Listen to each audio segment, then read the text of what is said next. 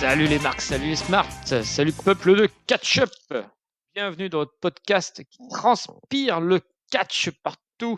Les ports. Voilà.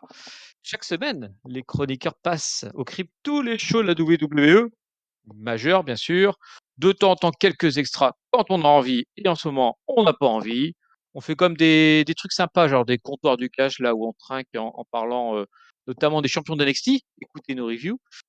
Mais aujourd'hui, on est là pas pour parler d'un show exceptionnel, on est là pour parler d'un show classique, le show numéro 1 de la WWE, le Friday Night SmackDown. Et pour vous commenter tout ça, pour vous narrer un peu ce qui s'est passé dans cet épisode, eh bien, je suis, vous m'avez reconnu, je ne suis pas Tonton. Ben non, je ne suis pas Tonton, je ne suis pas Irem non plus, je ne suis pas Rickside, je ne suis pas Raphaël, je ne suis pas tous ces gens-là qui ont été glandés en allant voir le show à Bercy. Moi, je suis un courageux, un mec, un besogneux, quelqu'un qui va regarder Friday Night SmackDown et qui, du coup, va vous le commenter. Et je ne suis pas seul, car nous sommes deux besogneux à Catch-Up. J'ai le plaisir de vous annoncer mon compère, Géliel. Bonjour Géliel. Salut papy, salut à tous, peuple catch-up. Eh bien oui, nous sommes là, fidèles au poste, comme toujours, pour résumer et reviewer ce SmackDown du 29 avril. Et oui, le 29 avril, un SmackDown exceptionnel. Contrairement au show de Bercy, il n'était pas live le SmackDown. Et oui, c'est le 1184e du nom. Et il était enregistré. Il avait été enregistré la semaine d'avant. Pourquoi justement, parce qu'en fait, ils étaient en tournée européenne, nos amis de la WWE, et ils n'avaient pas envie de s'embêter à faire un show en live pour les Européens. Donc, ils ont décidé de le faire enregistré. Et donc, il était enregistré le 22 avril à Albany, New York, aux USA, dans la MVP Arena, qui n'a aucun rapport avec notre catcheur préféré. Et donc, c'est un SmackDown exceptionnel, puisqu'il va comporter des matchs à stipulation, plusieurs, notamment un match Beat the Clock Challenge High Quit Match, des signatures de contrat. Mais tout d'abord, pour démarrer, on va démarrer par finalement le gros match à stipulation de la soirée, puisqu'il va nous opposer Drew McIntyre à Sami Zayn. On se souvient du contexte un peu de ce match-là. Le Sami, il fuit depuis 3 semaines le combat, donc ils ont fait un petit récap sympa où on voit Sami s'enfuit encore, et Sami s'enfuit encore. Ils échappent une fois à 2 matchs classiques, puis un Lumberjack match qui a réussi à se barrer quand même. Donc du coup, l'ami Adam Pearce, il avait dit, c'est fini Sami, hop, dans la cage, ça rigole plus, tu vas pas t'enfuir. Et donc du coup, on a un match en cage entre Sami Zayn et Drew McIntyre qui démarre. Bien entendu, Zayn, qu'est-ce qu'il fait à la première occasion? Il se barre. Donc il se fait rattraper par Drew McIntyre. Et ça sera globalement l'entièreté de l'histoire du match, puisque pendant ce match qui a duré 10 minutes 36, eh ben, Zayn va passer son temps à se barrer. Drew McIntyre va passer son temps à le rattraper. À un moment, on retrouve une action assez spectaculaire avec McIntyre qui tombe du coin du ring. Et on pense vraiment que Zayn va réussir à s'enfuir à ce moment-là. Et il est quasiment dehors. Et hop, il se fait rattraper par la peau du slip. Et prend un superplex du haut de la troisième corde du coin par Drew McIntyre qui derrière l'achève dans un Claymore kick. 1, 2, 3, terminé. Cette petite rivalité se termine par un finish clean. Sami n'a pas pu s'enfuir bien longtemps, n'est-ce pas Géliel? Oui, tout à fait, c'est pas faute d'avoir essayé, comme tu l'as dit. Le Steel Cage, c'était un petit peu la stipulation qui pouvait mettre tout le monde d'accord. Ça a été le cas. Mais je conserve un petit peu de frustration par rapport à ce match-là. J'ai trouvé que c'était pas très rapide. J'ai pas trouvé ça hyper enthousiasmant pour un steel cage match. Sami Zayn a bien fait le taf à chaque fois de vouloir partir. Il se fait rattraper 2 fois par les cheveux alors qu'il était 99,9% dehors. J'ai pas hyper mordu quoi. Surtout que le reste du temps, quand il a été dedans, le Drew McIntyre l'a balancé contre le grillage à gauche, à droite, dessus, derrière, en bas, derrière, devant. Il s'est pas passé grand-chose finalement en dehors du superplex à la fin où Drew McIntyre enchaîne avec l'énorme Claymore 1, 2, 3 pour la victoire classique. Gagnant Drew McIntyre, effectivement. Sami Zayn, je l'ai pas trouvé extrêmement à son avantage. Il n'a pas pu faire trop le heal à part se barrer avec une seule direction au final. Donc ça limitait peut-être un peu sa capacité à à être inventif et créatif comme il sait parfois l'être. Du coup, voilà, je suis resté un peu sur ma faim. même si du coup, on peut conclure que Drew McIntyre a finalement attrapé Sami Zayn pour lui mettre le tombé. Mais je suis quand même sur cette rivalité resté un petit peu sur ma faim. Voilà. Bien, je rejoins un petit peu sur le rythme et l'ambiance autour un peu de ce match. Alors, je ne sais pas. Alors, un peu, enfin, malheureusement, c'est le problème quand c'est un show enregistré, c'est que du coup, tu te poses toujours 10 000 questions sur est-ce que c'est normal que ça réagit pas? Est-ce que c'est des vrais encouragements? Est-ce que c'est des vrais huées? Parce C'est que monté ou forcément, la pas, etc. WWE a Ouais. toujours tendance à retoucher un peu le son, et puis du coup, bah, t'es plutôt dans un environnement naturel, et moi, ça me perturbe direct, en fait. Je suis un peu perdu. Je voyais quand même que les gens popaient autour, donc je me disais qu'il y avait de la vraie pop parmi tout ça. Mais ça étouffe toujours un peu le son, quoi, de faire ces bidouilles, et du coup, bah, déjà, tu sais que c'est enregistré, puis en plus, t'as le son un petit peu étouffé, donc t'es pas super chaud. Et je suis d'accord avec toi, le match ne m'a pas fait lever de mon siège, et du coup, bah voilà, je reste un peu mitigé là-dessus. On verra plus tard qu'en fait, c'est certainement parce que c'était bah, la petite transition pour McIntyre vers un autre programme, et qui se termine comme ça garde une certaine logique là-dessus. Mais c'est vrai que du coup, pour un début de SmackDown avec un match en cash, tu t'attendais à plus être dans le feu, quoi. Ouais, surtout qu'on savait que c'était enregistré. Alors moi, je te cache pas, j'avais oublié, hein. Dès, Ah, Second One, j'avais oublié, mais c'est pas très grave. Et du coup, ça rematch aussi avec le fait que, bah, Sami Zayn, il fallait qu'il aille en Europe faire un show assuré en live. Donc il a peut-être pas voulu non plus en faire des tonnes pour pas se blesser. Bah, voilà, tout ça fait que c'est dommage parce que cette énorme stipulation normalement qui doit donner du spectacle, bah, elle est un peu tombée à plat entre ce que tu dis, hein, la suite pour Drew et puis la suite pour, Sami Zayn avec le live, qui a eu lieu hier soir. Voilà. yep.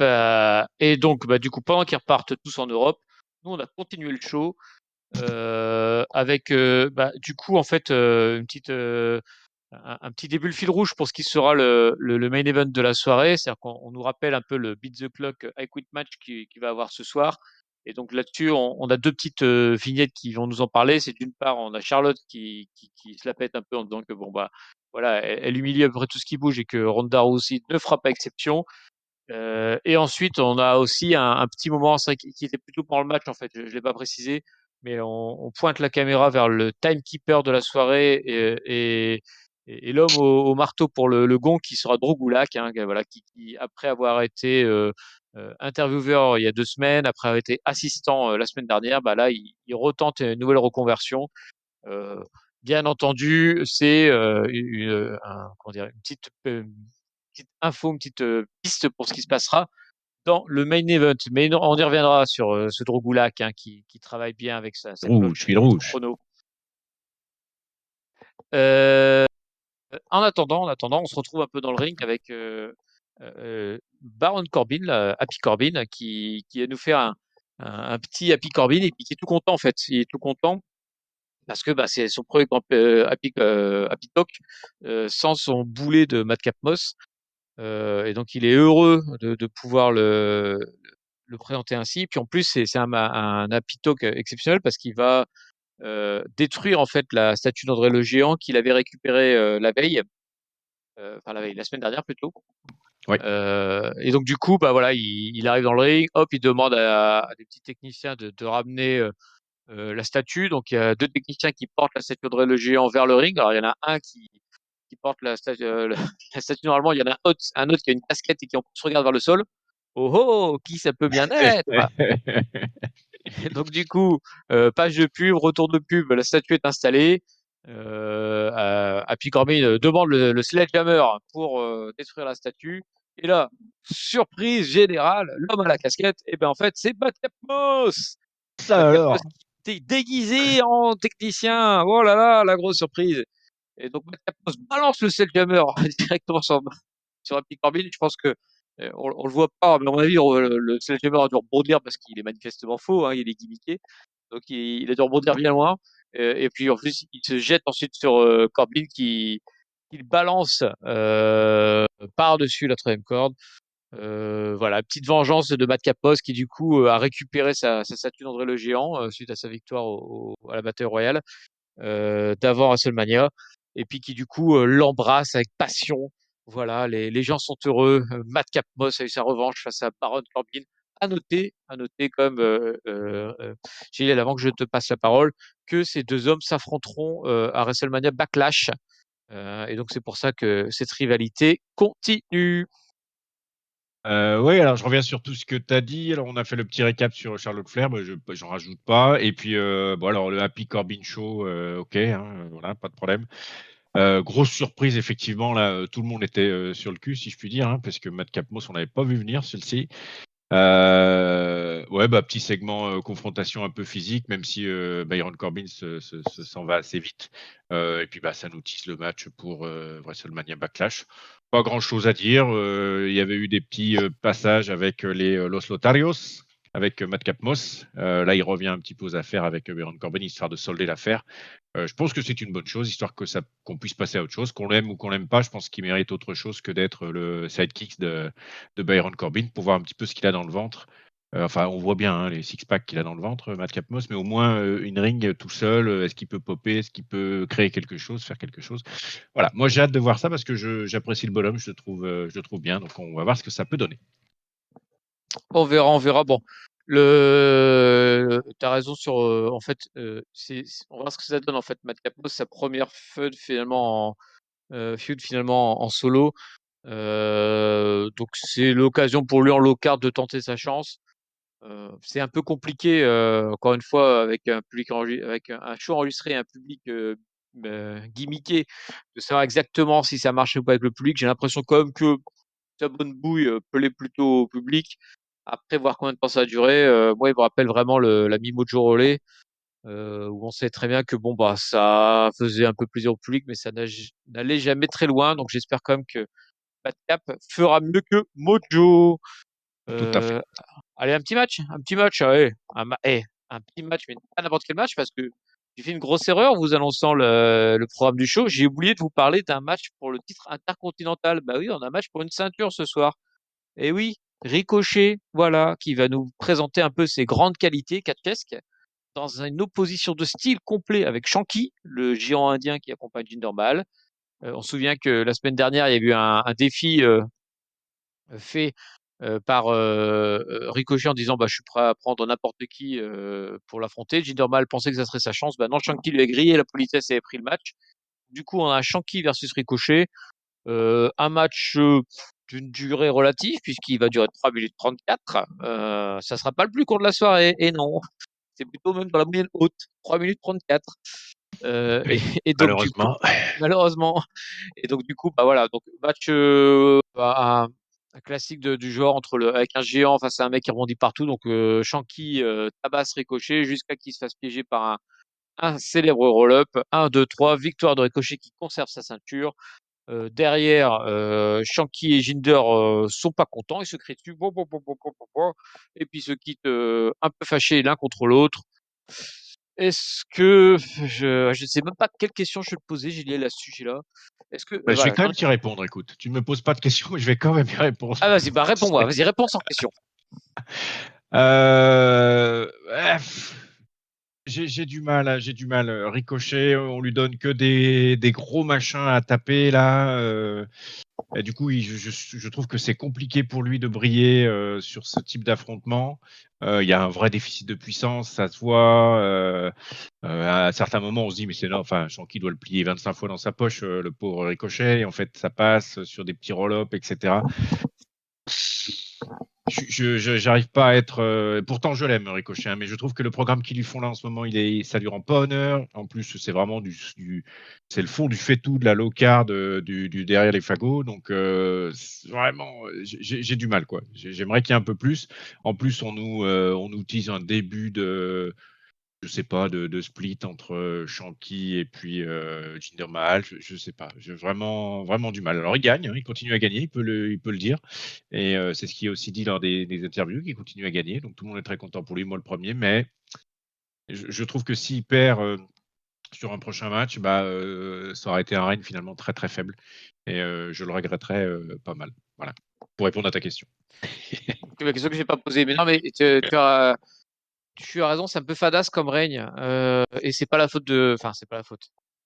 On sait jamais la part de la faute de qui c'est, mais c'est vrai que Ricochet, il a pour l'instant pas grand chose à se mettre sous la dent et des matchs pas forcément foufou.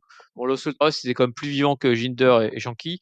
Néanmoins, c'est vrai que lumière, pour l'instant, elle est finalement plus posée sur Shanky et Jinder qui se chargent des noises que sur Ricochet. Euh, est-ce que est-ce que demain ça va pas finir avec Jinder qui récupère la ceinture et puis Ricochet puis qui appuie ses yeux pour pleurer et puis qui n'aura pas fait effectivement un grand passage champion, je ne sais pas. Mais en tout cas, c'est sûr. Ce qui est certain, c'est que t'as pas l'impression qu'ils aient la moindre idée pour Ricochet en tant que champion. Il enchaîne les gars. À chaque fois, c'est plus les autres qui racontent l'histoire que lui. Ouais, c'est Euh, ça. donc c'est assez compliqué. Ouais, j'aimerais bien qu'il se trouve un truc, quoi, une personnalité, un bazar, une gimmick, une phrase, je sais pas, quelque chose quoi, qui le distingue des autres. Ricochet, pour l'instant, il est champion Fadas. Bon après, Ouais, et bah, on sait toujours qu'il suffit d'un segment qui fasse décoller le truc, mais pour l'instant, c'est vrai que c'est pas Jojo quoi. ouais, et comme tu dis, je sais pas si ça vient de lui qui a du mal à accrocher sur certaines choses, ou et du coup il a du mal à lui créer des histoires, ou alors si c'est vraiment merdique ce qu'ils lui mettent entre les pattes. Euh, voilà, j'aimerais bien que ça en reste pas là, ou en tout cas j'aimerais pas que ça en reste là, voilà, pour la faire plus simple. Euh, bon, on va voir, on va voir. On va voir, on va voir. Et en tout cas, on a vu quoi? On a vu, et SmackDown exceptionnel, le premier match dans le main roster de Raquel Rodriguez, bien sûr, Rodriguez, ce n'est pas Gonzalez, c'est une autre personne. Rodriguez. Et Rodriguez, et qui affrontait une jobbeuse locale, j'imagine, qu'on nous annonçait comme une faisant ses débuts aussi, mais que je ne connaissais pas, qui s'appelle Kat Cardoza, qui du coup est une jeune femme très respectable, qui Vraiment. ferait, qui est freelancer, qui habite du côté de Miami. Donc du coup, voilà, je pense que c'est pour ça qu'elle a pu avoir un match avec la WWE. Et donc du coup, bah, Raquel a fait ses débuts. Raquel a globalement dominé, même si on y reviendra, ça n'a pas été aussi dans un sens que ça, mais elle s'est imposée quand même en 2 minutes 36 avec un bon power slam à la fin. 1, 2, 3, victoire de Raquel, premier match, première victoire. Mais est-ce que tu t'es pas étonné finalement qu'elle n'ait pas totalement squatché sur l'adversaire, elle a quand même mis quelques minutes à s'en sortir? Clairement, d'une part, en plus, ça a donné un peu de crédit à la quête Cardoza qui était, ma foi, tout à fait convenable et largement au niveau de certaines locardeuses de la division féminine. Je n'irai pas plus loin. Et puis en plus, surtout, elle avait annoncé, en fait, Raquel Rodriguez, qu'elle allait frapper un grand coup et qu'on allait bien voir ce qu'on allait voir. Alors du coup, on a bien vu qu'elle avait bataillé contre une jobbeuse, donc effectivement, on a vu. Le grand coup, on l'attend toujours, quoi. Voilà. Donc il y aurait peut-être eu moyen de la faire arriver peut-être plus fort, avec un match plus court, effectivement, un vrai gros squash qui fait peur. Alors que là, ça a bataillé, elle est revenue, elle est repartie. Voilà. Alors c'est plus intéressant d'un point de vue catchesque, d'un point de vue construction de personnage, par contre, c'était peut-être un peu moins bien. Ouais, et en fait, alors, je crois que toi tu regardes pas trop NXT de mémoire, mais en fait, Non, non, non. à l'époque de Raquel Gonzalez, donc sur NXT, j'avais un peu les mêmes problèmes avec elle. Alors sur NXT, ça me gênait moins parce que je me disais, elle est pas ultra dominante, mais d'un autre côté, bah, c'est parce qu'elle doit bien apprendre le catch, donc du coup, bah, on lui fait prendre des offenses pour qu'elle puisse vendre des coups, apprendre à vendre. Mais c'est pareil, je trouvais qu'elle mettait trop de temps à gagner ses matchs. Et là franchement, sur 2 minutes 30, je pense que ça aurait dû durer 30 secondes en fait, et refiler 2 minutes à Ricochet. Voilà, il serait un peu plus amusé comme ça. Et 2 minutes 30, c'est 2 minutes de trop, quoi, parce que bah tu mets on l'a déjà vu avec Gunther, on l'a déjà vu avec Veer, on l'avait vu à l'époque avec Strowman, avec comment il s'appelle, Finn Mimore là, Ryback. Ces mecs-là, ils mettaient jamais Oui, 2 oui. minutes 30 pour finir un match, hein. Non. C'était deux, trois, ils prenaient une offense maximum et le reste du temps c'était deux, trois coups, Power Slam terminé quoi. Et Raquel Rodriguez est tellement imposante que bah, moi c'est plus ça que j'attendrais d'elle quoi. Ouais, ouais, je suis entièrement d'accord. Mais Bon, bon, c'était un c'est pas peu. ce qu'on a eu en tout cas. J'espère qu'elle va pas se faire avoir à ne pas être assez dominante parce que vu son physique, ça serait bien dommage. Mais on va voir si d'autres gens sont dominants, puisqu'en fait, on doit avoir la domination suprême des tag teams ensuite, puisqu'on Oui, a la signature pour l'unification des titres par équipe.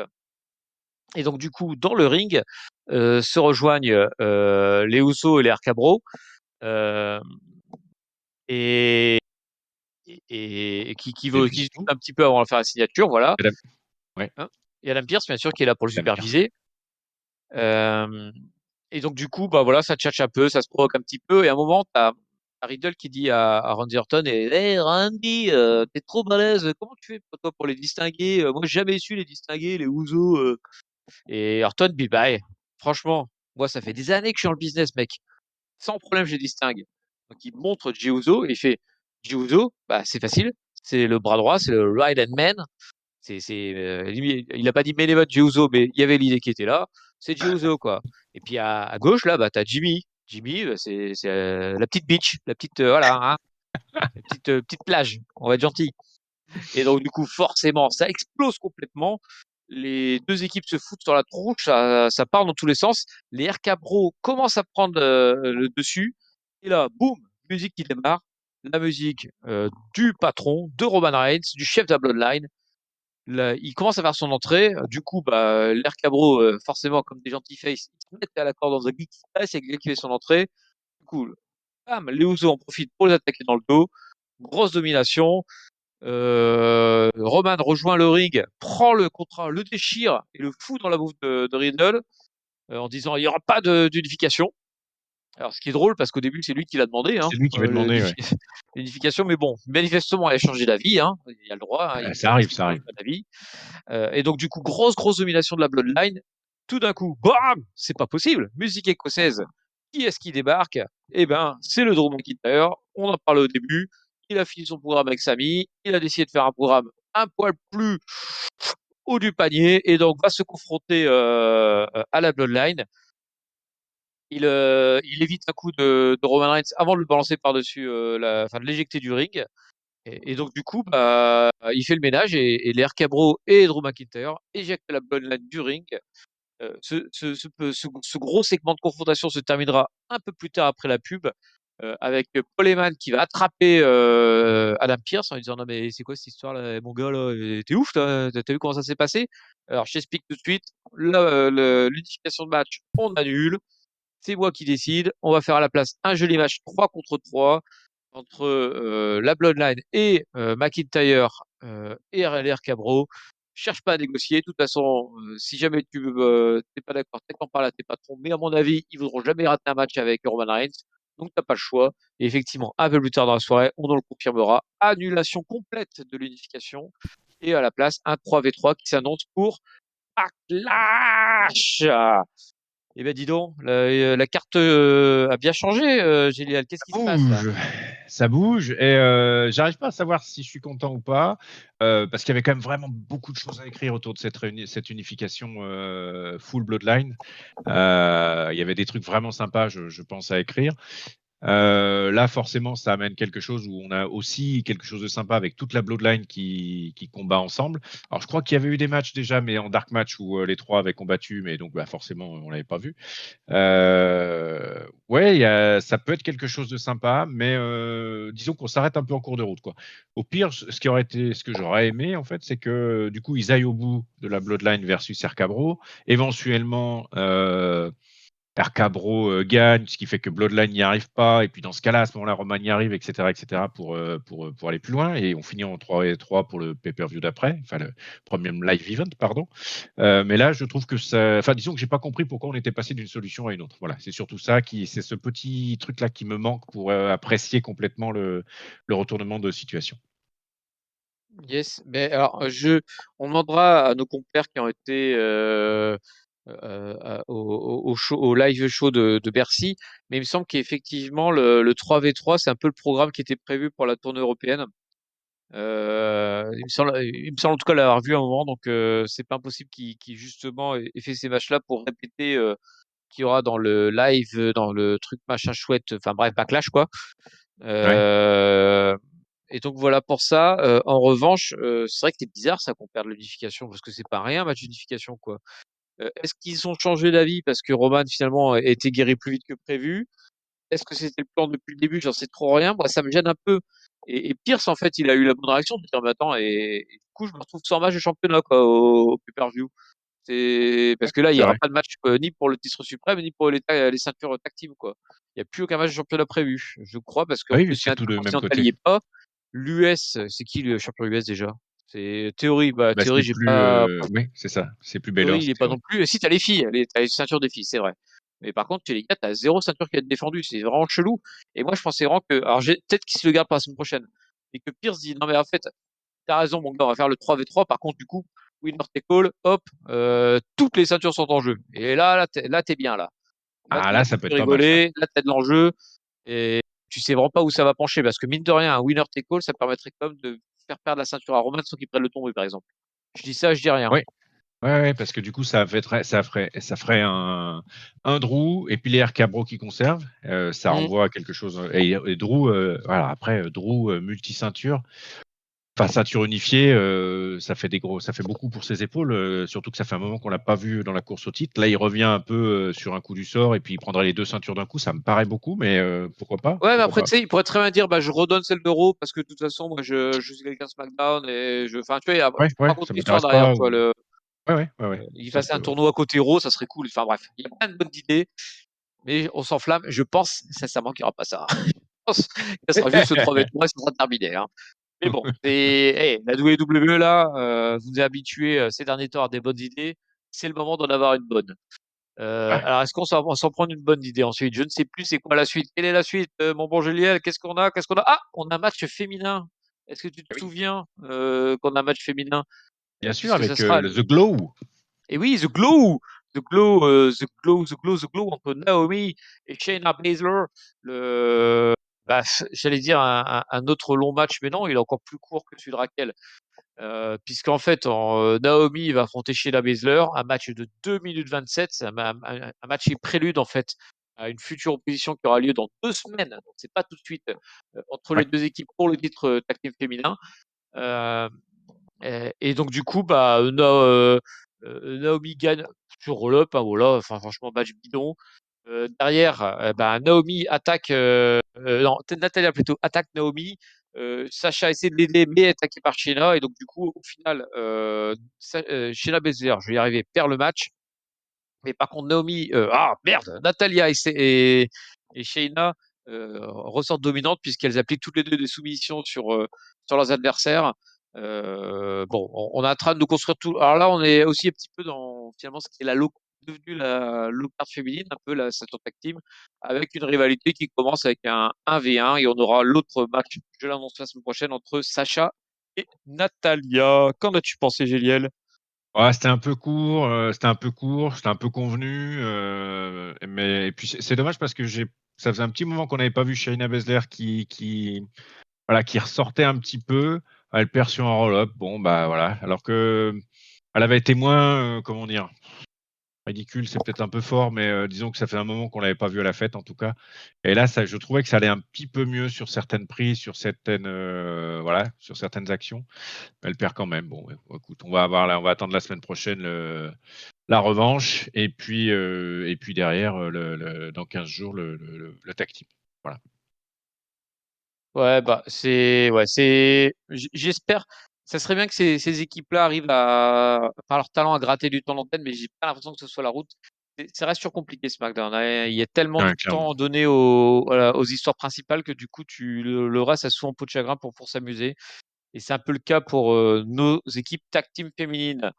Qu'est-ce qu'il y avait d'autre dans ce SmackDown? On va aller un peu dans un match qui entourait une petite blague en fait, puisqu'on va parler de tes chouchous, l'équipe de Mmh. débiles, l'équipe de Sheamus et ses amis, qui est en train d'affronter le New Day. Alors je dis Sheamus et ses amis, mais c'est Sheamus et son ami, puisqu'il lui reste plus Oui. que Ridge Holland, puisqu'il y a un hashtag où est passé Butch, puisque Butch a disparu. Voilà, après s'être enfui suite à la défaite de la fois dernière, il est introuvable. Ils ont fait tous des montages super rigolos avec Butch à la plage, Butch dans une fête, voilà, Butch chez je sais pas quoi. Voilà, c'était tellement bien fait que j'y ai vraiment cru.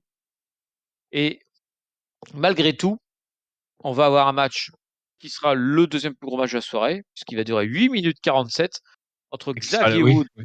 et Ridge Holland.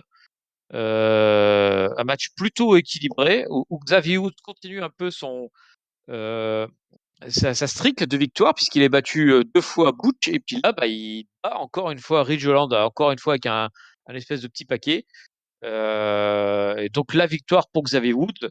Là-dessus, j'enchaîne tout de suite, Gilles, avant de te rendre la parole. Yes, yes, yes. Sheamus, c'est pas content et il dit non mais c'est quoi, j'en ai marre moi d'être avec tes losers là.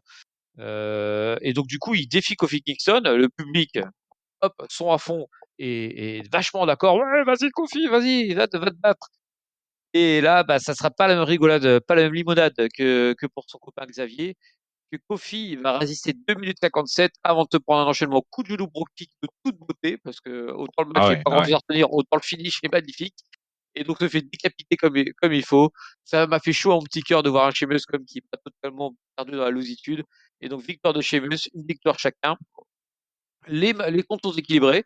À noter cependant qu'on nous a fait tout à l'œil sur où est Butch, voilà, avec des montages à 2 balles, et qu'on n'a pas vu Butch de la soirée, n'est-ce pas, Géliel?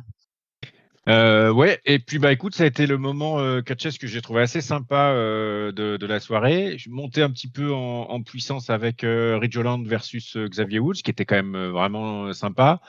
Il y a vraiment de la puissance côté Ridge Holland, hein, ça botche un petit peu. Enfin, c'est limite de temps en temps, mais on sent qu'il y a de la puissance. Il y a quand même des choses à faire. Bon, un petit paquet à la fin pour la victoire de Xavier Woods. J'ai bien aimé la réaction du coup qui s'en est suivie, hein, évidemment, avec Sheamus qui est très énervé, hop, qui tombe le petit sceptre, qui tombe le manteau, et puis qui va se friter avec Kofi Kingston. Et là, gros match. Hein. J'étais pareil, hein, comme toi, hein, enchanté de voir Sheamus quand même très en forme.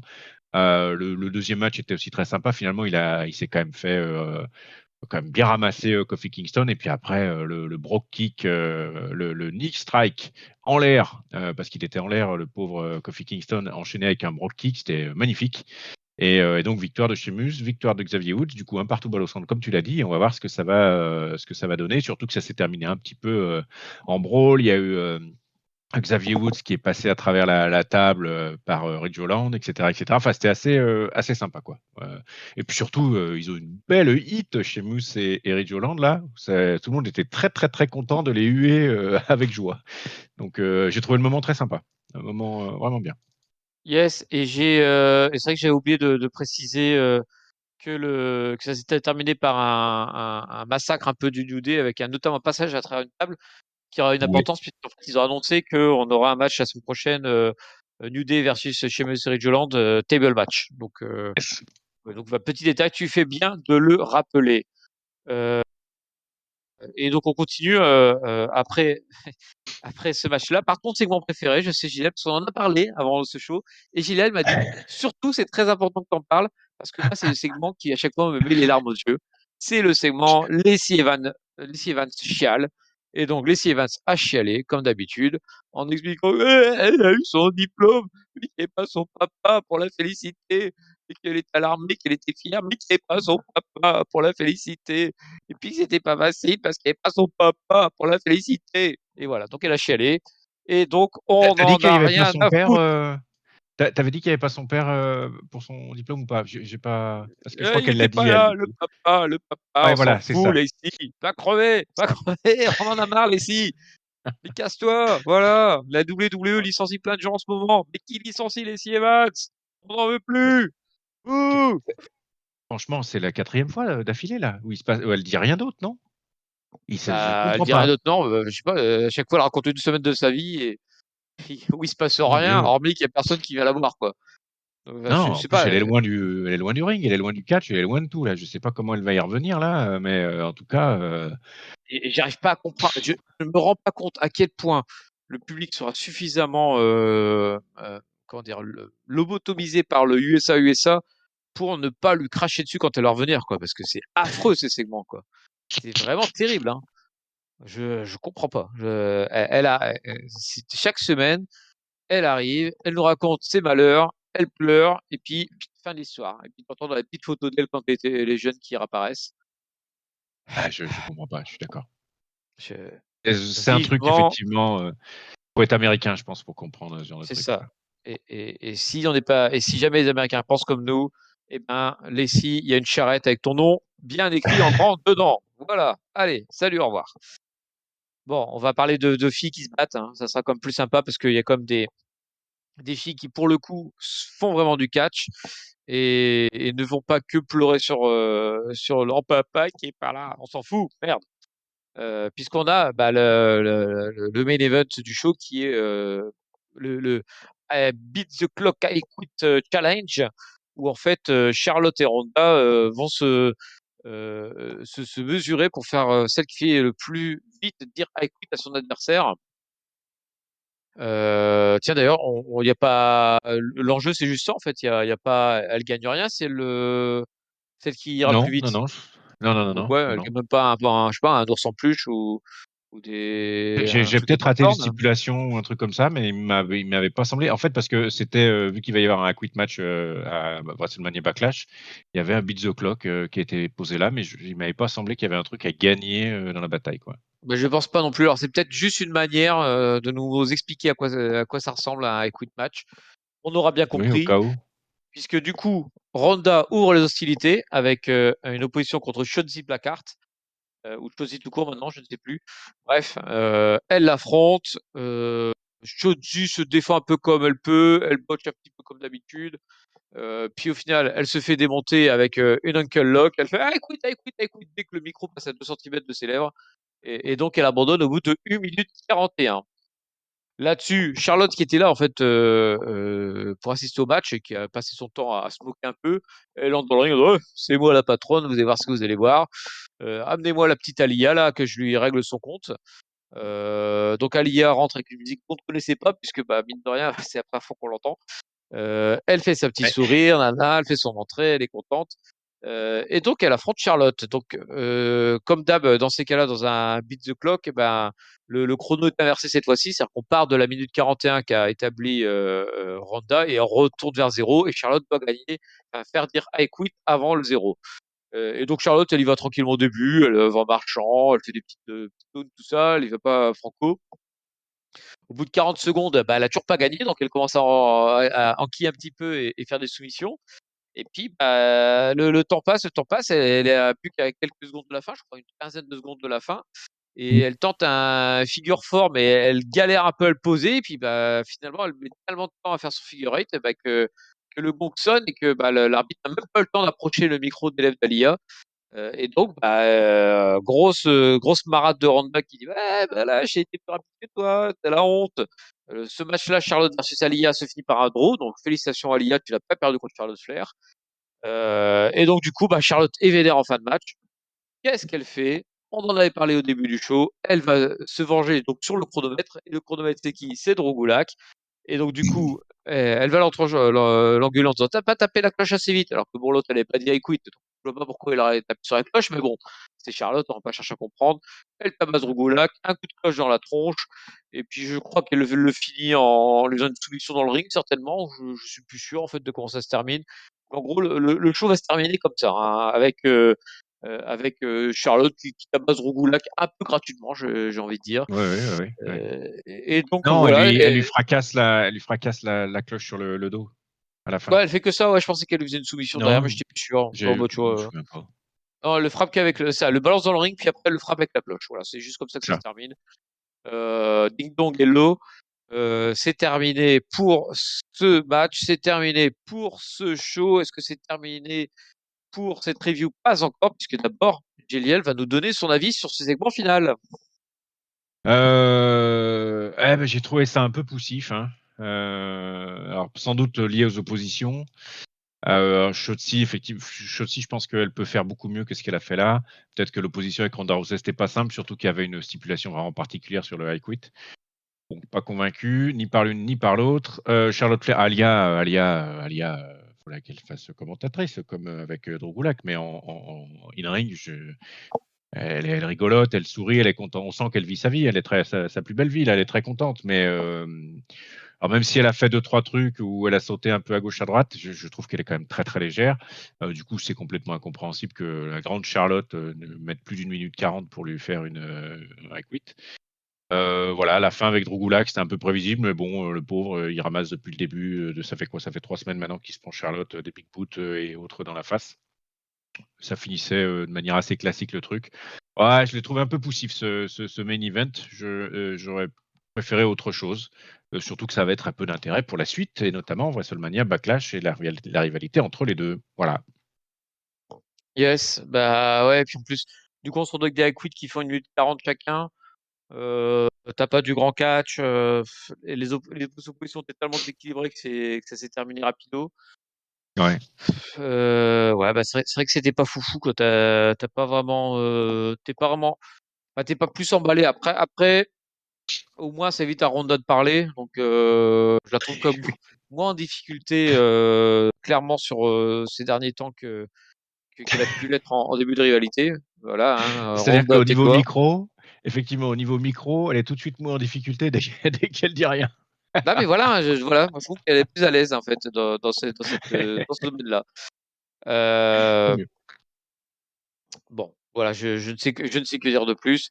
On finit le SmackDown dessus et puis bah voilà, que dire de plus? Bah, on va simplement attaquer le mot de la fin avec le top, le flop et la note concernant ce SmackDown du 29 avril 2022 enregistré. Géliel, à toi l'honneur. Alors, le top, je vais te le laisser pour Lacey Evans. Moi, je vais plutôt lui mettre un flop à Lacey Evans. Je n'en peux plus, je n'en peux vraiment plus. C'est extrêmement fatigant. Ça devient gênant. Surtout que le temps que je devienne américain, il y a un certain temps, je pense que la promo sera finie. J'aurais pas eu le temps de comprendre ni de ressentir le souffle épique. Donc non, faut arrêter en ce qui me concerne. Le top, je vais le donner au match des Anglais européens contre le New Day. J'ai trouvé assez sympa, et surtout avec la deuxième partie avec Sheamus qui relève bien le niveau. Donc j'ai trouvé ça plutôt sympa. La note, par contre, ça va être très faible parce qu'une ring, j'ai pas trouvé grand chose d'intéressant, vraiment, hein, que ce soit le semi-squash qui aurait dû être un squash de Raquel Rodriguez, Ricochet qui gagne sans trop qu'on comprenne pourquoi, le glow qui est pas terrible, et puis la fin avec le main event que j'ai trouvé extrêmement poussif. Je pense qu'au bout du compte, au total, on doit avoir pas plus de 15 minutes de catch ou quelque chose comme ça, non? Ah, peut-être avec un peu plus avec le match des Anglais Non, là. ouais, t'as déjà rien qu'avec la cage et le Woods, c'était déjà à 18 minutes en fait. Donc Ah ouais, ouais, tu dois d'accord. être à une grosse vingtaine de minutes, gros 20-25. Ouais, pour moi, c'est pas assez en tout cas. Du coup, ça va pas. Eh ben, du coup, je vais pas lui mettre la moyenne à ce show et je vais lui mettre un 2,49, histoire de dire. Ouh, Voilà. t'es vache, t'es vache, t'es vache, t'es vache. T'es vache, mais je pense que tu as raison. Alors moi, moi le temps de catch, c'est pas vraiment ça qui me dérange, moi, surtout dans un hebdo, dans un weekly. Le temps de catch, c'est vraiment pas la priorité pour moi. Je sais, désolé, hein, les gars, on parle à jeu de catch, mais dans un weekly, je trouve toujours que si tu racontes bien les histoires, bah, t'es pas obligé d'avoir beaucoup de in-ring. Tu peux le garder plus pour les pay-per-view. Là, par contre, t'as intérêt quand même il faudra arrêter les packages vidéo dans les pay-per-view, mettre plus de catch. Là, c'est totalement le sujet inverse. Et dans un weekly, bah, tu peux avoir moins de catch, mais par contre, il faut que le temps de catch soit, comment dire, logique en fait. Hum. Et là, tu vois, quand tu mets 2 minutes 30 sur le match de Raquel, bah, tu pourras terminer 2 minutes sur un des autres matchs. Alors, je sais pas n'importe lequel, hein, peut-être Naomi Shayna Baszler pour rester dans les filles. Ça aurait été bien plus logique en fait d'avoir un match un peu plus long Je quand tu pense. as des oppositions équilibrées que quand tu as un monster, une fille un peu monster versus une no-name quoi. Et c'est un petit peu le sujet que SmackDown, je trouve qu'il y a toujours du mal à, en fait, à équilibrer ses temps de ring, puisqu'il met souvent autant de temps pour un match avec des gens confirmés qu'avec des gens de la low card, quoi. C'est toujours un petit peu perturbant sur SmackDown. Pour venir au top, au flop, bah, c'est difficile de faire autre chose que ce que tu as dit, donc je ne vais pas le faire. Je vais pas me forcer à donner un flop autre chose qu'Alice Evans, qui est le fond du catch. Puisque pour moi c'est le degré zéro. Voilà, je disais qu'il n'y a pas besoin de catcher pour être intéressant dans un weekly. Par contre, il faut avoir je sais pas moi, raconter une histoire, mais autre chose que je suis malheureuse. Si t'es malheureuse, je sais pas moi, va bosser chez Kleenex et arrête de travailler à la WWE quoi. On veut pas de gens malheureux. Nous, on est la société du bonheur, n'est-ce pas, Vince? Et pour Entertainment quand même, non? voilà, entertainment, voilà le E. Il est pour entertainment, pas pour chialage. Ça serait WWC sinon. Euh, et donc du coup pour le top, bah, chez moi c'est un de mes chouchous, hein. Moi je lui avais donné mon top de 2021.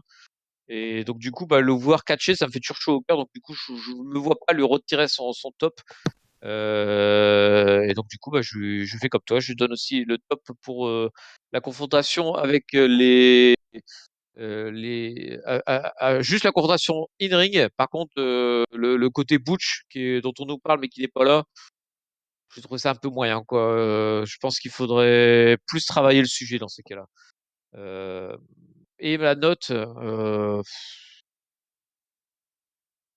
je sais pas si je vais donner la moyenne, je donne 2,5, mais c'est un 2,5 de politesse. On va dire que c'est parce que j'ai peur que le fait que ça soit enregistré ait un peu faussé mon jugement et que je sois plus dur sinon. Mais dès le début, je l'ai pas senti et je me suis pas senti dedans. Et du coup, bah, je l'ai suivi, mais sans grands entrains, ce show. Donc voilà, bah, du Mais coup, on est arrivé à la fin de ce SmackDown. Qu'est-ce qu'on peut vous raconter d'autre? Donc, bien sûr, je pense qu'on vous reparlera de Bercy, un de ces quatre, puisque il y a eu beaucoup de gens, notamment de l'équipe Catch-Up, mais aussi de la communauté Catch-Up, qui a priori est venu rejoindre nos collègues et donc qui ont passé un moment très sympa. Bah voilà, on vous envie un peu, les gars, hein. Vous avez dû passer carrément, une carrément. bonne soirée. Qu'est-ce qu'on peut vous dire d'autre? On peut vous dire aussi, donc, je l'ai un peu évoqué tout à l'heure, mais il y a eu une première charrette là, de la WWE cette semaine. Et concernant beaucoup de personnel NXT, enfin, même intégralement des personnels NXT, on ne sait pas si Main Roster sera concerné dans le futur. Mais voilà, NXT, on a perdu donc quelques noms comme Dexter Lumis, hein, l'espèce de stalker là, un peu tordu, et Dakota Kai, hein, dans on va dire les grands noms d'NXT qui est parti. Donc à suivre s'il y aura d'autres trucs. Et sinon, bah, comme on vous l'a dit, vous pouvez retrouver aussi les comptoirs du catch, notamment un dernier qui parle des champions NXT, les champions masculins d'NXT et qui ont pris la ceinture suprême, notamment, bah voilà, quels étaient leurs statuts où ils ont pris la ceinture, et puis qu'est-ce qu'ils sont, et comment ils ont fini derrière. Hein, ceci nous est raconté avec amour et passion par Raphaël et le Tonton. Voilà pour ça. Je vais vous faire comme la petite promo, hein, parce que vous pouvez nous retrouver, bien entendu, sur toutes les bonnes plateformes de podcast, donc du PodCloud, du Apple Podcast, du Spotify, du Deezer, du Google Podcast. Vous pouvez aussi nous retrouver avec une jolie vignette souvent sur YouTube. Et vous pouvez aussi nous suivre sur Twitter, avec notamment un tonton de folie qui en envoie dans tous les sens. Sur Facebook, bon, je sais pas ce qu'il y a là-dessus, mais bon, a priori, il y a des gens encore sur Facebook. Et sur Instagram, où il y a des jolies images, je présume. Et vous pouvez aussi taper la discuter avec nous sur notre Discord où vous êtes le bienvenu. Vous retrouverez l'adresse dans la description de cette vidéo, plutôt. Et donc vous viendrez nous expliquer pourquoi c'est dramatique que Goulag ne soit pas main eventer de la WWE. Venez m'expliquer ça. Voilà, je pense qu'on a fait le tour. Gélial, j'ai oublié quelque chose ou on est bon là? Qu'est-ce que j'ai pu Non, on est oublier? bon, on est très bon. Juste pour dire que effectivement sur le Discord avec le show à Bercy a fait que a priori c'était vraiment un moment très sympa. Il y a beaucoup de membres de la communauté Catch-Up ou peut-être même des nouveaux qui sont venus sur le Discord entre hier et aujourd'hui. Donc du coup c'est toujours très sympa. Donc n'hésitez pas à venir pour discuter, effectivement savoir si Gros Koulak mérite la ceinture tag team féminine ou pas à lui tout seul. On va en parler sur le Discord, c'est un sujet important. Peut-être en tag team avec Charlotte Flair que on ne sait jamais. Eh ouais! En tout cas, il y a des choses à faire, il y a des choses à voir sur Discord, sans oublier les partages de la communauté sur les dessins, les tweets, etc., etc. Donc, n'hésitez pas à venir. Voilà. Mais merci tonton, merci tonton. Oh le lapsus. Merci papy Ouh! pour ce hosting en tout cas Mais de rien. sur ce SmackDown. Et oui, et bah oui, donc, ouais, merci à toi, Gilles, de m'avoir accompagné. Merci à toi pour ce spoiler. Effectivement, le Charlotte Drougoulak en équipe, vous l'aurez entendu pour la première fois ici à Catch Up. Et moi, bah, je remercie aussi du coup nos fidèles auditeurs. Merci d'avoir écouté jusqu'au bout. Je le sais que vous êtes encore en train de nous écouter. Je vous entends nous écouter. Et puis, bah, je vous dis à très bientôt sur nos ondes pour d'autres podcasts. Salut Géliel et salut à tous. Salut papy et salut à tous.